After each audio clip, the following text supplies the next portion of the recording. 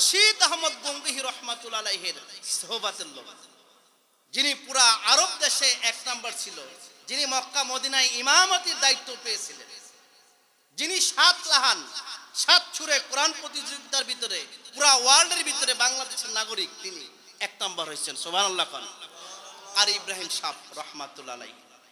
আমরা কারি সাহেবদেরকে অবমূল্যায়ন করি। কারি সাহেব উজানি অঞ্চলের ভিতরে চাঁদপুরে যত বড় আপনি মুহাদ্দিস হন, আপনাকে মুহাদ্দিস বলবে না, আলেম বলবে না, কাই সাহেব আইসে নাই, কি বলবে? কাই সাহেব। ওই যে কারি ইব্রাহিম সাহেব, কারির আল্লাহর কাছে সবচেয়ে বেশি দামি।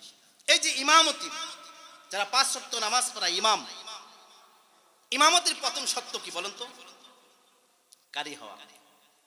প্রথম শর্ত কি বলেন? জোরে বলেন। কারি হওয়া, প্রথম শর্ত কারি হওয়া। এরপরে আলেম হওয়া। কারি না হলে, কারি মানে কোরআনের হাতিয়ার। কারি মানে কি বলেন? কোরআনের হাতিয়ার। আমি এবার প্রোগ্রামে গেলাম আমাদের এলাকার ভিতরে, পাশের এলাকায় আমার ক্লাসমেট, একসাথে আমরা স্কুলে লেখাপড়া করছি, কারি মোতাহার সাহেব দামাত বারকাত। আমার এলাকার ভিতরেই 2টা মসজিদ। তো এক মসজিদে বর্তমান তিনি ইমাম, এবং ওখানে এক মাদ্রাসা হাজী শরীয়তুল্লাহ তালিমুল কোরআন মাদ্রাসার মুহতামি। আল্লাহর কসম আমি জানতাম না এগুলি। এবার মাহফিলে দেখলাম তিনি কোরআন শরীফ তেলাওয়াত করছেন। তো আমি আমার সাথে যে ছিল আমার চাচা, ওকে বললাম এত সুন্দর করে কোরআন শরীফ কে পড়তেছে? তো বললো যে মোতাহার হুজুর। আলহামদুলিল্লাহ কোন না?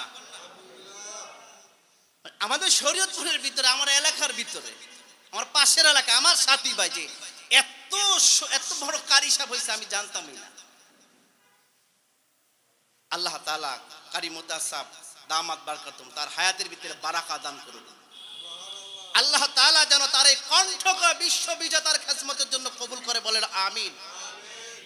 যে যত কোরআন পড়ে, কোরআনের কারি যে হয়েছেন, তার সম্মান আল্লাহর কাছে তত বেশি। তার কণ্ঠর যে আওয়াজ আল্লাহ তাআলা দেখবেন তাৎক্ষণিকভাবে আল্লাহ তাআলা তার আওয়াজকে বিভিন্ন জায়গায়, বিভিন্ন অবস্থায়, বিভিন্ন মঞ্চে, বিভিন্ন দেশে খেদমত হিসাবে আল্লাহ কবুল করবে ইনশাআল্লাহ।